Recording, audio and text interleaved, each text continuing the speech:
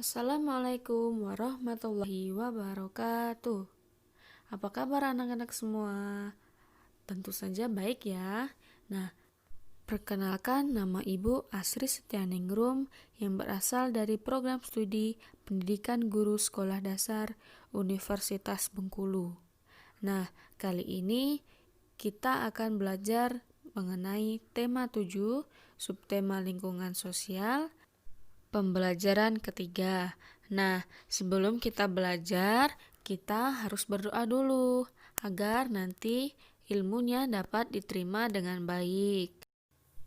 Nah, setelah kita belajar nanti, Ibu minta kalian dapat menentukan ungkapan pemberitahuan yang terdapat dalam teks bacaan. Kemudian, memilih ungkapan pemberitahuan pada gambar kebun binatang sesuai dengan yang diterapkan di rumah. Kemudian menyempurnakan ungkapan pemberian pujian dengan menggunakan bahasa yang santun secara tulis. Yang keempat, menentukan hewan yang jumlahnya paling sedikit atau hewan yang paling banyak.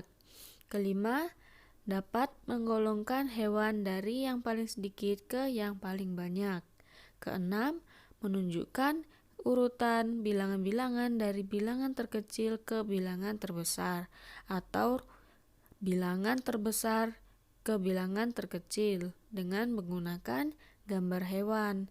Yang ketujuh, menolong teman yang sedang kesusahan. Yang kedelapan, menentukan manfaat merawat hewan peliharaan. Kemudian yang ke-10, melengkapi kegiatan yang sesuai dengan cara merawat ikan hias di rumah. Nah, hari ini kita akan belajar mengenai 3 hal, yaitu yang pertama, tentang kalimat ungkapan, yang kedua, bilangan 2 angka, serta urutan angka terkecil ke terbesar, ataupun sebaliknya. Yang ketiga, aturan yang berlaku dalam kehidupan sehari-hari di rumah. Sebelum itu, mari kita dengarkan kisah si rubah dan kambing. Kisah rubah dan kambing. Di suatu malam yang gelap, adalah waktu yang biasa bagi rubah untuk berjalan-jalan di sekitar hutan belantara. Malangnya, tepat malam itu, rubah terjatuh ke dalam sumur yang cukup dalam. Berbagai cara dilakukan rubah untuk dapat mengeluarkan dirinya dari sumur itu, seperti melompat, memanjat, bahkan meminta tolong. Sayangnya, usaha tersebut tidak ada yang berhasil. Dengan tidak adanya jalan keluar bagi si rubah, pada akhirnya ia pun harus menerima bermalam di dalam sumur dan menunggu pertolongan esok hari. Esok paginya, seekor kambing melewati sumur yang dihuni rubah semalaman. Kambing yang polos tertarik untuk melihat ke dalam sumur. Dan alangkah terkejutnya, kambing melihat rubah ada di dalam sumur yang dalam itu. Kambing pun bertanya kepada rubah, "Maaf rubah, apa yang kau lakukan di dalam sumur?" "Aku turun ke sumur ini karena sedang haus. Ternyata air yang ada di dalam sumur ini adalah air terbaik yang pernah ada. Kalau kau ingin mencoba merasakannya, turunlah ke sini," jawab rubah dengan niat liciknya. Dengan polosnya dan tanpa pikir panjang, kambing turun ke dalam sumur dan meminum air sebanyak-banyaknya. Namun setelah kenyang, justru kambing panik karena tidak bisa keluar dari dalam sumur tersebut. Akal licik rubah kembali muncul dan berkata, "Kambing, aku punya ide. Cobalah berdiri dengan kaki belakangmu dan antar aku keluar. Setelah itu, aku akan membantumu dari atas." Kambing pun tidak berpikir lagi dan segera menuruti ide rubah yang sebenarnya justru mencelakainya. Dia membantu rubah keluar dengan kakinya, sementara rubah malah berkata, "Andaikan saja kau cerdas, kau tidak akan masuk ke tempat tanpa berpikir cara keluar dari tempat itu."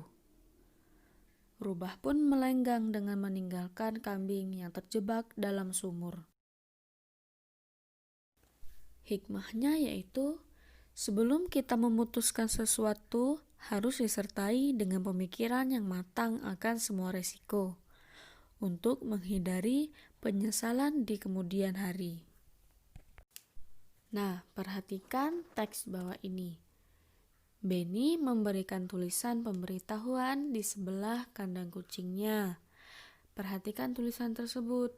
Nah, di situ kan ada nggak tulisannya? Ya, apa tulisannya? Dilarang memberi makan sembarangan. Nah, kemudian kita baca lagi teksnya. Benny ingin memberitahukan kepada yang lain agar tidak memberi makan kucing sembarangan. Benny memberi kucingnya dengan teratur. Makanan yang diberikan untuk kucing tidak sembarangan. Hanya Benny yang boleh memberi makanan pada kucingnya. Semua anggota keluarga mengikuti saran Benny. Nah, setelah membaca teks tadi, ada yang tahu tidak apa itu arti dari kalimat pemberitahuan? Jika tidak, maka lihat di sini. Nah, kalimat pemberitahuan adalah suatu kalimat yang berisi informasi, baik larangan ataupun himbauan untuk dipatuhi dan sebagainya, yang disampaikan secara lisan maupun tertulis.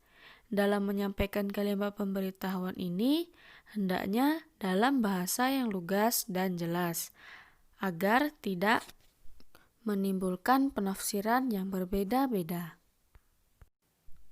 Nah, berikut ini adalah contoh kalimat pemberitahuan. Kalimat ini biasanya terdapat pada tempat-tempat umum seperti mal, bandara, maupun rumah sakit dan lain-lain. Nah, kemudian kita akan belajar tentang cara mengurutkan bilangan dari yang terkecil ke bilangan yang terbesar. Nah, kita lihat dulu di sini. Angka berapa yang paling terkecil? Iya, angka 13. Maka kita tulis di bawahnya 13. Kemudian angka berapa lagi? Iya, 19. Kita tulis juga di situ. Angka 19. Kemudian setelah angka 19, angka berapa lagi angka terkecil dari data tersebut? Iya, angka 20. Kemudian angka berapa lagi setelah angka 20? Ya, tepat sekali, angka 23. Nah, setelah angka 23, maka akan timbul angka berapa lagi? Iya, angka 25. Maka dapat disimpulkan bahwa urutan yang terkecil yaitu dimulai dari angka 13 dan berakhir di angka yang terbesar yaitu angka 25. Nah, kemudian cara mengurutkan bilangan dari yang terbesar ke bilangan yang terkecil. Nah, hal ini sama saja pengerjaannya seperti yang tadi. Jika tadi kita melihat yang terkecil, maka kita kali ini melihat yang terbesar, yaitu angka berapa yang terbesar? Iya, angka 25. Kemudian kita lihat lagi angka terbesar yang kedua yaitu angka berapa? Ya, angka 23. Lalu kita lihat lagi angka berapa setelah 23? Ya, angka 20. Kemudian angka berapa lagi setelah angka 20 yang paling besar? 19, tepat sekali. Kemudian kita lihat lagi yang terakhir yang belum dimasukkan. Angka berapa? Ya, benar sekali, angka 13. Nah, mudah bukan belajar matematika? Nah, sekarang kita akan belajar mengenai cara merawat hewan peliharaan. Nah, di situ ada gambar apa itu? Ya, akuarium yang terdapat ikan di dalamnya. Nah, di sebelahnya itu ada beberapa cara untuk merawat hewan peliharaan, yaitu berupa ikan. Nah, di situ ada 10. Nah, dari ke-10 cara merawat ikan itu, kalian bisa belajar apa saja yang dibutuhkan untuk ikan, apa saja yang tidak boleh untuk ikan. Nah, Oleh karena itu, kita harus pandai-pandai untuk merawat hewan peliharaan kita. Nah, untuk lebih memahami materi yang telah kita pelajari hari ini, kalian bisa klik link di bawah ini ya. Nah, di dalam link ini terdapat latihan-latihan soal yang dapat kalian kerjakan bersama orang tua kalian. Minta bimbingan mereka agar dapat membantu kalian dalam mengerjakan latihan soal tersebut. Nah, sampai di sini saja pelajaran kita hari ini. Semoga materinya dapat diterima dengan baik dan kita selalu diberi kesehatan oleh Tuhan Yang Maha Esa. Dan sampai jumpa. Terima kasih. Wassalamualaikum warahmatullahi wabarakatuh.